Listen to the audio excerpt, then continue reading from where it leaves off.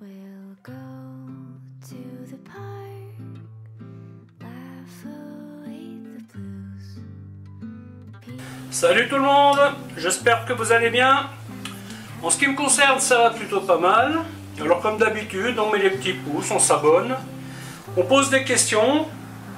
Si vous avez envie de soutenir la chaîne, vous pouvez le faire. Vous avez un petit lien dans la description. Ça sera gentil de votre part. Alors aujourd'hui, je pars sur un gros chantier. Heureusement que je ne le fais pas souvent. D'ailleurs, la dernière fois que je l'ai fait, c'était le 4-6-24. Parce que je pars en mode pasteurisation. Je vais refaire du coulis de tomate spécial pizza. Bien sûr, il me sert aussi comme sauce tomate, il suffit de mettre un peu d'eau. Hein. Alors pour ça, il y a quelques ingrédients. Hein. Donc, j'utilise de la tomate pelée entière. Je vous conseille de prendre une bonne marque. Parce que la dernière que j'ai faite, je vais d'ailleurs rajouter ce pot dedans, la tomate n'était pas de bonne qualité en fait. Elle n'a pas dû voir beaucoup de soleil. Hein. Donc ça c'est une marque, la tomate elle est au soleil. Hein. C'est Italie, je ne sais plus exactement où d'ailleurs. Tomate pelée des Pouilles. Donc là vous avez une garantie quand même d'avoir des tomates qui ont vu le soleil. Et en général j'achète que ça. Bon, les pots sont un petit peu chers. Un pot de 800 grammes, je crois qu'ils le vendent aux alentours. Ben là j'en ai commandé ce matin, c'est 2,50 €. Mais ça vaut la peine. Si déjà vous faites du stock, autant faire un stock de qualité. Donc tomates, concentré de tomates, oignons. Alors les oignons, je veux les passer au mixeur, hein, je ne veux pas me casser la tête, parce que je veux qu'ils soient tout fin, tout fin. Huile d'olive, ail, herbe de Provence, poivre, laurier, clou de girofle, sel. Voilà. Alors il faut savoir que ça, ce sont des tomates pelées entières. Hein. Donc moi je vais les faire cuire jusqu'à ce qu'elles tombent en miettes. Ces tomates-là ne seront pas mixées. Vous voyez, donc là je pars sur... je pense que j'en ai bien pour 3 heures de cuisson. Limite je vais mettre un coup de fouet dedans pour les réduire en purée plus rapidement. Mais ça je ne pourrai le faire qu'après 1 heure, 1 heure et demie de cuisson. Hein. Et aussi, une différence pour la qualité de la tomate, c'est que celles-ci, je sais qu'elles vont fondre. Les dernières que j'ai faites, elles ont cuit 3 heures, elles n'étaient toujours pas fondues. Donc, c'est des tomates qui n'étaient même pas mûres, vous voyez. Et si c'est pour rajouter 1 kg de sucre pour que la tomate ne soit pas acide, on n'est pas sur un super résultat. Hein. C'est pour ça maintenant j'anticipe, parce que ces bocaux-là, enfin ces pots-là, ben, très souvent il n'y en a pas, surtout en 800 grammes. Hein. Parce que 800 grammes, c'est moins cher que cela, évidemment. Hein. Il y a un petit peu de différence, hein, au kilo, je parle. Hein. Donc, là, pour vous dire, j'ai commandé 6 bocaux. Enfin, 6 conserves, pardon, je vais y arriver. Et puis, comme ça, j'aurai du stock pour le jour où je veux refaire ma bolo. Parce que celle-ci aussi, je vais devoir la refaire d'ici peu. Pour la pasteurisation, j'utilise tout simplement des pots à confiture. Certains que j'ai récupérés, d'autres que j'ai achetés. Et j'achète des couvercles. Vous voyez, ce sont des couvercles neufs. Il faut savoir que ces couvercles-là, je les utilise minimum 2 fois. Voilà. Je peux aller jusqu'à 3, mais bon, après je regarde. Il faut vérifier qu'ils soient toujours bien ici. Hein. Donc voilà. Ok, bah écoutez, je pense pas avoir oublié quelque chose. Bah, je vais vous montrer comment faire tout ça. A tout de suite. Première chose, hacher les oignons, l'huile d'olive. Bon là, l'huile d'olive, j'en mets pas mal. Hein. On y va généreusement.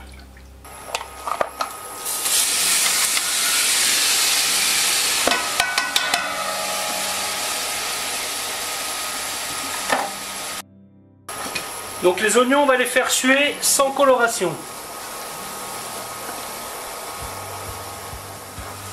Alors si vous ne trouvez pas de tomates pelées entières, vous pouvez utiliser les tomates concassées. Hein. Il faut juste savoir que c'est un peu plus cher. Hein. Celles-là je les ai prises parce que j'ai trouvé que 4 boîtes de grosses. Donc hop. Alors techniquement c'est assez vite fait, hein, mais ça cuit très longtemps. Hein. Respectez bien chaque étape.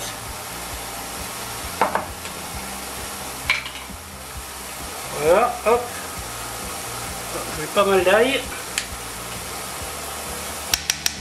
Alors comme d'hab, hein, si des composants ne vous conviennent pas, ben, vous les mettez pas. Hein. Vous préférez faire avec de l'échalote, sans ail. Vous pouvez mettre du basilic si vous voulez. C'est le côté sympa en cuisine, hein, c'est que quand c'est vous qui les mangez, vous faites ce que vous voulez. Quand vous cuisinez pour d'autres, c'est un petit peu plus compliqué. Hein.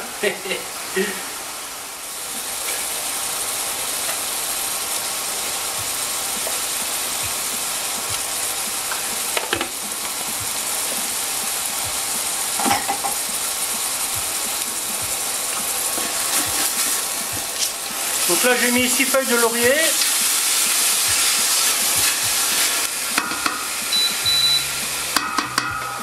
Je baisse un peu le feu. 5 clous de girofle. Une cuillère de poivre. Bon là c'est du 5B. Hein. Herbe de Provence. 3.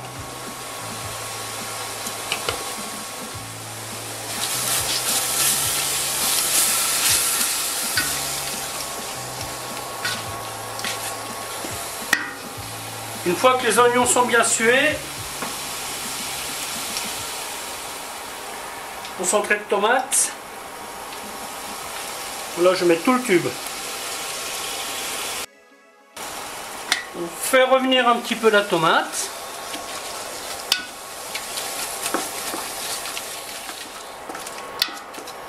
Léger, léger. Ensuite,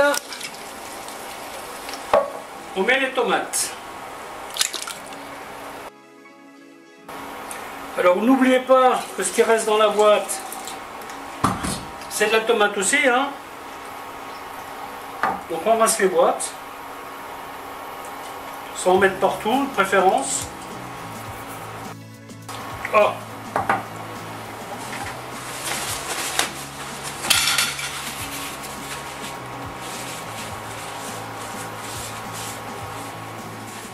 Vous voyez quoi ça sert les coques de téléphone en verre trempé?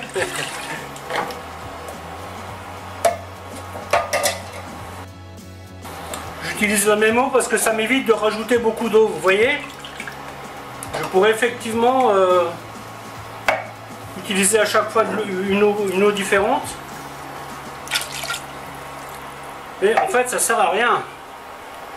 Vous mettez de l'eau pour la faire réduire, c'est un peu ridicule. Hein. Et ce qu'on va faire, là on porte à ébullition. Et après on baisse le feu et on fait cuire ça tout doucement. Au niveau sel, voilà, je vais mettre 2 fois ça. Au mieux ne pas trop saler au début. Hein. Voilà. On peut toujours rectifier à la fin. Dernier ingrédient, persil haché. Alors pareil, c'est pas une nécessité. Hein. Moi j'aime bien parce que ça parfume bien. Beaucoup de gens se posent la question pourquoi je fais la sauce tellement concentrée. En fait, il y a plusieurs raisons. La première des raisons, c'est que je fais très régulièrement des pizzas à la maison. Donc, il me faut une sauce épaisse. La deuxième des raisons, c'est le stockage. Stocker 200 grammes de coulis de tomates, avec lequel je pourrais faire genre 300-400 grammes de sauce tomate, eh bien ça prend moins de place. Vous voyez ? Un bocal me permet de faire 2 pizzas et demie. Et si je veux une sauce tomate, ben, tout ce que j'ai à faire, c'est rajouter de l'eau. Vous voyez, c'est pas plus bête que ça. Hein. Cette vidéo existe déjà sur la chaîne, mais c'est une des premières que j'ai faites, donc c'est une qualité vraiment pas géniale, quoi. Et comme je voulais faire de toute façon ce coulis, je me suis dit, tiens, je vais faire une vidéo qui présente un peu mieux. Donc voilà.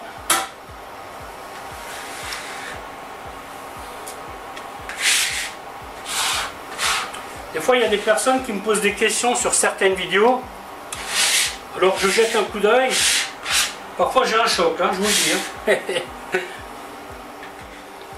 Voilà, donc maintenant, on porte à ébullition. On baisse le feu. Et on laisse cuire. Bon, je vous capte d'ici 1 heure ou 2. Ciao. Voilà, donc là, nous sommes à 1h30 de cuisson. Déjà un peu épaisse. Et donc là, ce que je fais, vous voyez, je fais un premier test. J'essaie d'écraser les tomates juste comme ça. Elles s'écrasent bien, c'est une bonne chose. Voilà, et donc on va laisser cuire ça tranquillement. Jusqu'à ce qu'elles soient complètement en compote. Ce que je peux déjà faire, fouet. Et on réduit déjà, vous voyez, on les réduit un peu en compote comme ça déjà. Moi je pense que d'ici 1 heure ça sera bon. Hein. Bien entendu à petit feu. Hein. Cherchez pas à aller trop vite, vous voyez. Feuille de laurier, quand vous en croisez une, le mieux c'est de la sortir. Moi je compte combien j'en mets, hein, donc je sais que j'en ai 4. C'est un peu embêtant quand vous le mettez en bocal et vous avez des feuilles de laurier. Ah, ben la 4e elle est là. Hop. Voilà.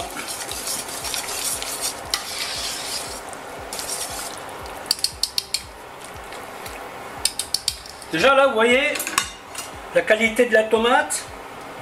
Il n'y a pas besoin de rajouter de sucre. Hein. Cette sauce, elle n'est pas du tout acide.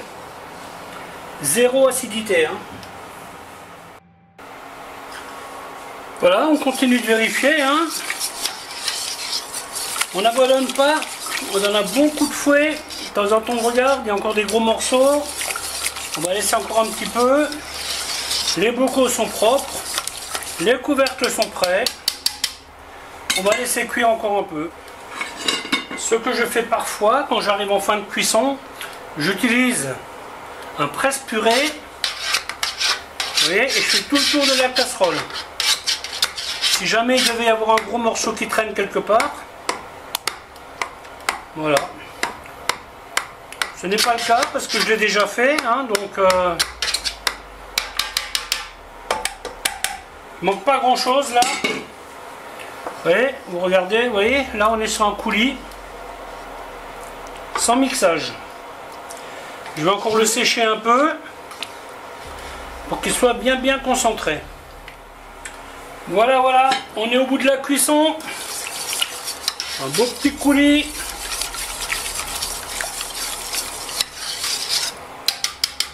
Donc là, je vais passer 3 heures de cuisson.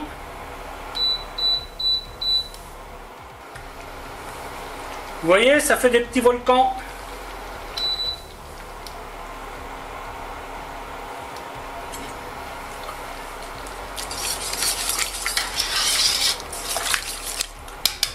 Ça veut dire que vous avez la bonne épaisseur. Par contre, faites gaffe parce que quand vous avez une casserole trop petite, le petit volcan, après vous pouvez décaper votre plaque. Hein. Ensuite, nous passons dans la mise en bocaux. Hop.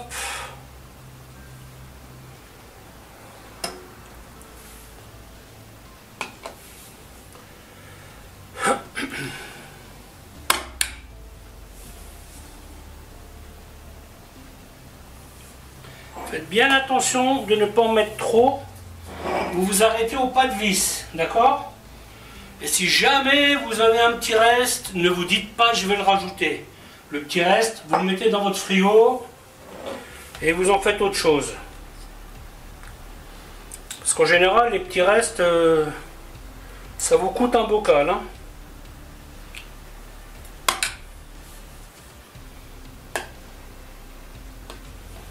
Petite goutte encore.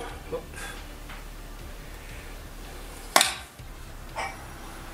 Voilà, vous voyez là comme elle est bien épaisse. Voilà, vous avez vu l'organisation, hein. J'ai fait du vide là-haut, hop. Il y en a quelques-uns qui sont sur le côté.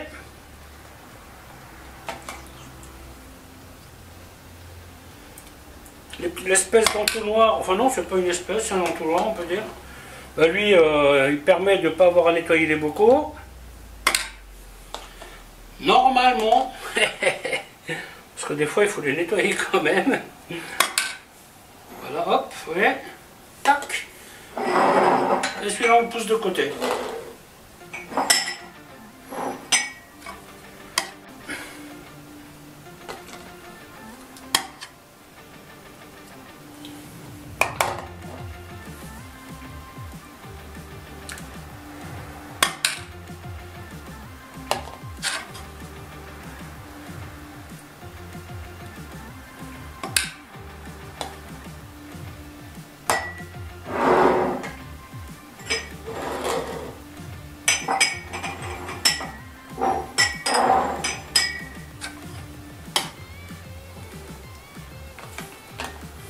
Donc là, vous avez l'équivalent de 6 boîtes de 800 grammes. Hein.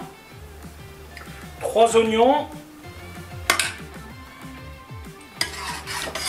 Pensez à remuer très régulièrement.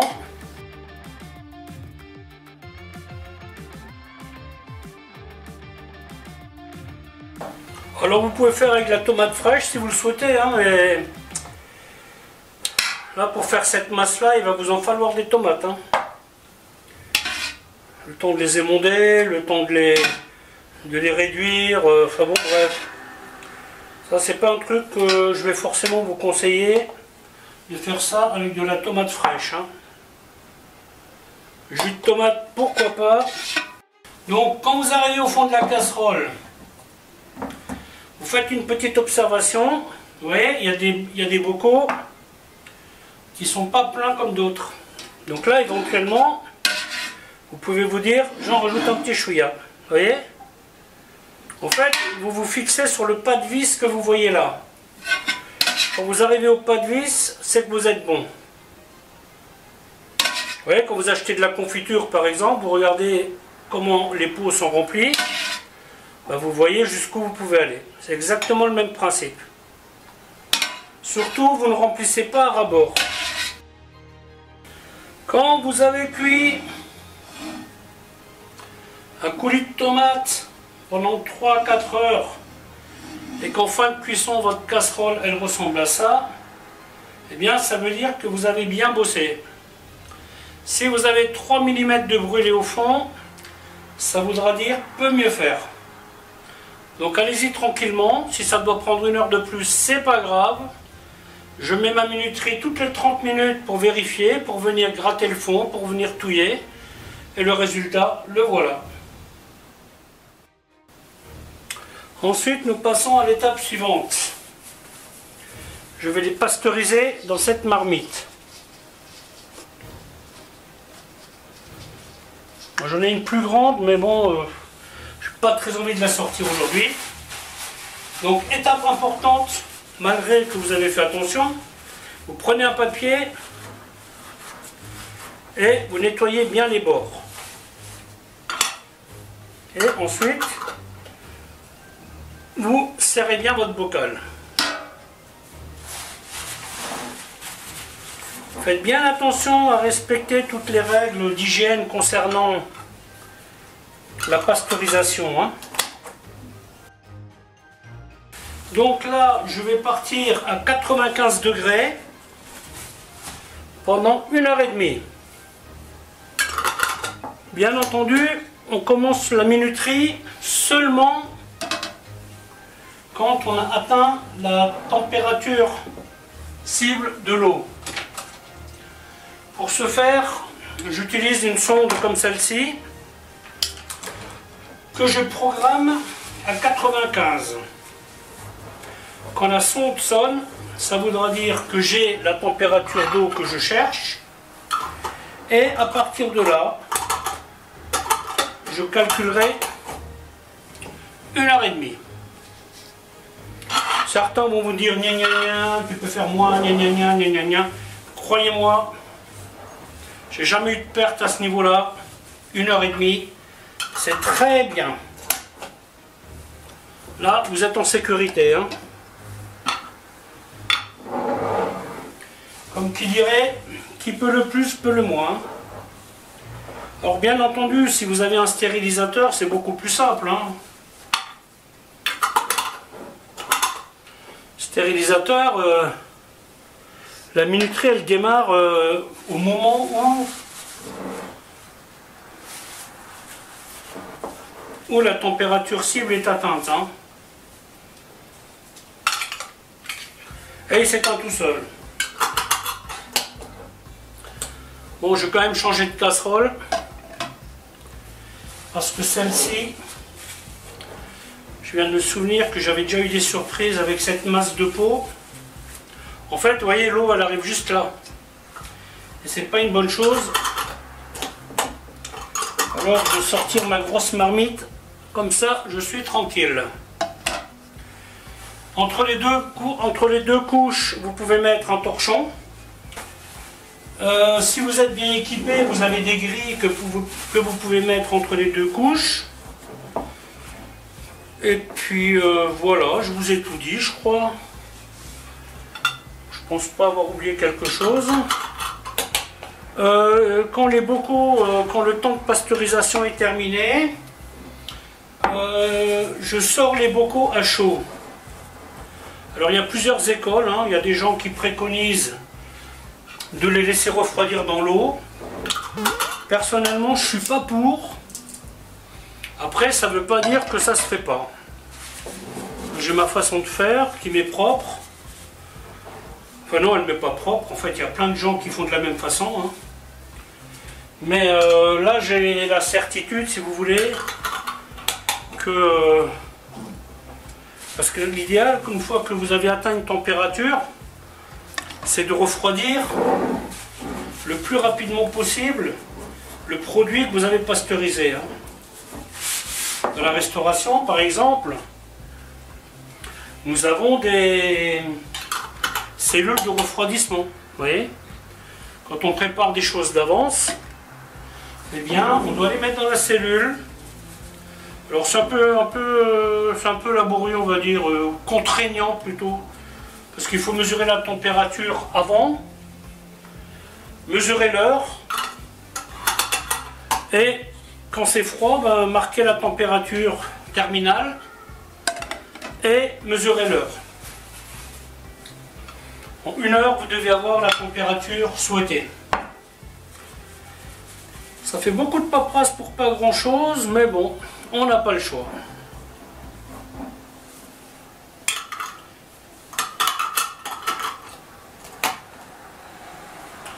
Voilà, donc 2, 4, 6, 8, 10, 12, 14, 16, 18 bocaux avec 6 boîtes de 800 grammes. C'est pas forcément économique, hein, parce que en termes d'énergie et en termes de... les tomates, elles sont un peu chères quand même. Mais l'avantage, c'est que vous savez ce qu'il y a dedans, c'est vous qui avez maîtrisé la composition de votre sauce. Voilà, ben écoutez, la vidéo va s'arrêter là. Alors je vous dis à bientôt pour une autre recette. Bye bye.